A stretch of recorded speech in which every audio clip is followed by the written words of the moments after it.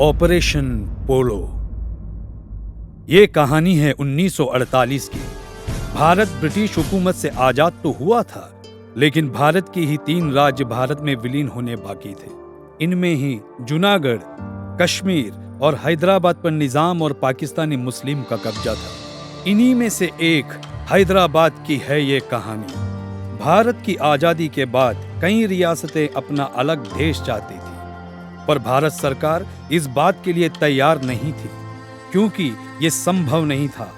कोई भी तर्क उनकी बात की पक्ष में नहीं जाता था। नतीजन प्यार से या फटकार से सबको भारत के साथ मिलना पड़ा। पर कुछ रियासतों ने भारत को चुनौती देने का मन बना लिया था। इनमें से ही एक रियासत थी हैदराबाद रियासत। यहाँ पर समरकंद से आए आसफ जहाँ की वंशावली चलती थी। ये लोग मुगलों की तरफ से इस रियासत के गवर्नर थे। औरंगजेब के बाद इनका राज हो गया था यहाँ। इनको निजाम कहते थे। तो 1948 में निजाम उस्मान अली खान आसफ जहाँ 7वें उस प्रजा पर राज करते थे, जिसमें ज्यादातर हिंदू थे। निजाम उस वक्त दुनिया के सबसे धनी लोगों में से एक थे। निजाम का सपना था कि अपना एक अलग देश हो। इसके लिए अपनी आर्मी के अलावा उन्होंने एक अलग आर्मी बना रखी थी, जिसमें ज्यादातर मुस्लिम समुदाय के लोग थे। इनको ही रजाकार कहते थे। इसके पहले निजाम ब्रिटिश सरकार के पास भी जा चुके थे कि कॉमनवेल्थ के अधीन इनका अपना देश हो, पर माउंटबेटन ने मना कर दिया था। नेहरू बातचीत से मामला सुलझाना चाहते थे, पर सरदार वल्लभ भाई पटेल जी को ये मंजूर नहीं था। वे सैनिकी कार्रवाई से इस मसले का हल निकालना चाहते थे। हैदराबाद में पहले से ही कम्युनल टेंशन था। इसी के साथ तेलंगाना को लेकर विरोध था। उसी वक्त मुसलमानों का एक संगठन बना था, मजलिस-ए-इत्तेहादुल मुस्लिमीन। आज इस संगठन को MIM कहते हैं, जिसके मुखिया थे नवाब बहादुर यार जंग। और इन्हीं के ही दोस्त कासिम रिजवी रजाकार एसोसिएशन के अध्यक्ष थे। इन लोगों का उद्देश्य था इस्लामिक राष्ट्र बनाना। ये डेमोक्रेसी को नहीं मानते थे। इन लोगों ने आतंक फैला दिया। कम्युनिस्ट और मुसलमान जो इनसे अलग थे, वो भी इनके टारगेट थे। मेन टारगेट थे हिंदू नागरिक। रजाकार अपनी ख्वाहिश पूरी करने के लिए किसी भी मंजर तक जा सकते थे। रजाकारों को हैदराबाद के निजाम का छिपा समर्थन था। निजाम और रजाकार ने भारतीय मुद्राओं पर रोक लगाई और हैदराबाद में खुद की मुद्रा लागू की। कासिम रिजवी को डर था कि भारत हैदराबाद पे हमला न बोल दे, इसलिए उसने ब्रिटिश राज्य और पाकिस्तान की मदद लेकर भारत पर अंतर्राष्ट्रीय दबाव बनाया। रजाकार पाकिस्तानी और ब्रिटिश राज्य से अपनी रक्षा के लिए हथियार मंगवाते थे। हैदराबाद पे निजाम और रजाकारों की बढ़ती हुकूमत देखकर हैदराबाद के ही हिंदू नेताओं ने निजाम और रजाकारों के खिलाफ आवाज उठाने के लिए कुछ संगठन बनाए। ये हिंदुत्ववादी नेता हैदराबाद के खुले आसमान में भारत के तिरंगे का परचम लहरा रहे थे। ये देखकर रजाकार संगठन के प्रमुख कासिम रिजवी बौखला गए।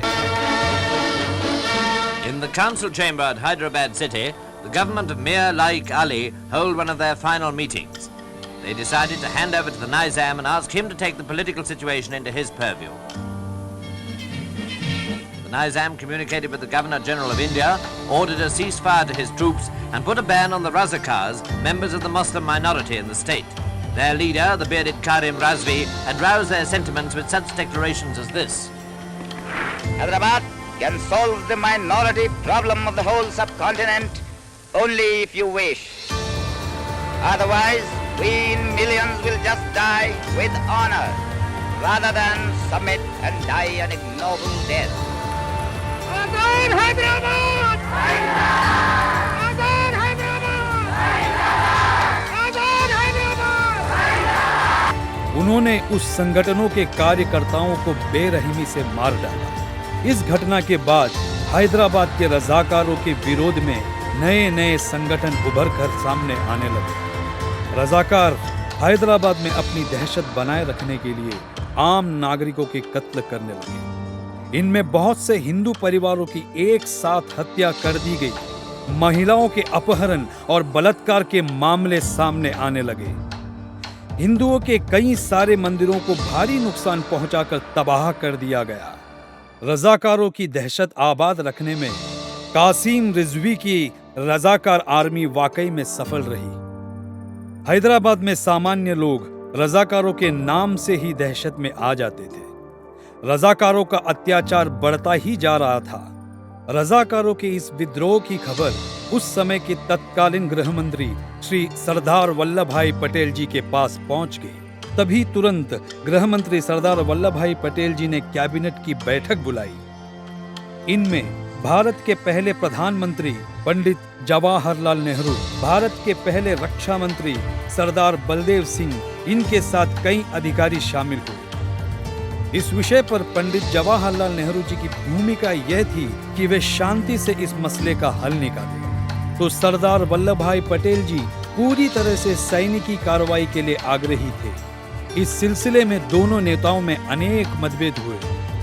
सरदार वल्लभ भाई पटेल अपने दिए हुए सुझाव पर अड़े रहे और उस बैठक से नाराज होकर चले गए। इसके बाद सरदार वल्लभ भाई पटेल जी की चर्चा डॉक्टर बाबा साहेब अम्बेडकर और रक्षा मंत्री सरदार बलदेव सिंह से हुई। हैदराबाद में हो रहा कत्ले आम को रोकने के लिए सरदार वल्लभ भाई पटेल जी ने सैनिकी कार्रवाई करने का फैसला लिया। इस कार्रवाई को डॉक्टर बाबा साहेब अम्बेडकर जी ने ऑपरेशन पोलो यह नाम दिया।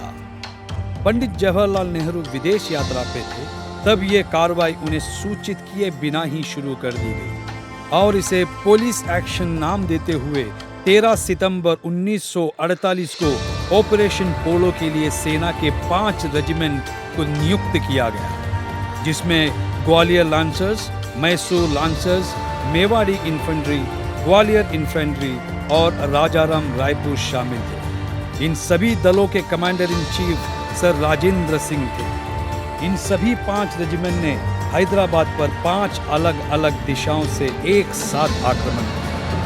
इस ऑपरेशन में भारत के स्थल सेना के साथ साथ वायु सेना की भी अहम भूमिका रही। इस ऑपरेशन में विद्रोही रजाकारों को चुन चुन कर मार दिया गया।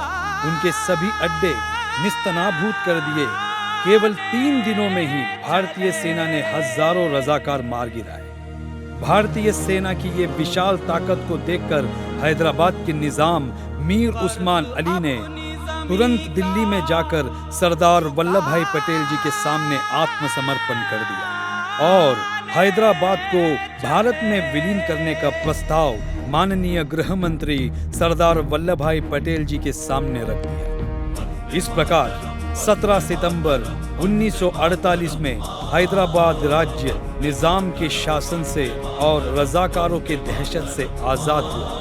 इस ऑपरेशन में भारतीय सेना के कई जवानों को वीर गति प्राप्त हुई। माननीय गृह मंत्री श्री सरदार वल्लभ भाई पटेल जी अगर नहीं होते तो आज का हैदराबाद दूसरा पाकिस्तान बन के उभरने लगता। आज हमें हैदराबाद जाने के लिए वीजा बनवाना पड़ता। भारत के मध्यवर्ती सरजमी पे हैदराबाद पूरे भारत को कैंसर की तरह अंदर से खोखला बना देता। इसलिए माननीय सरदार वल्लभ भाई पटेल जी के व्यक्तित्व की जितनी सराहना की जाए उतनी कम है। अखंड भारत बनाए रखने के लिए आपातकालीन परिस्थिति पर उचित निर्णय लेने के लिए हमारे भारत के महान माननीय सरदार वल्लभ भाई पटेल जी को शत शत प्रणाम। वंदे मातरम।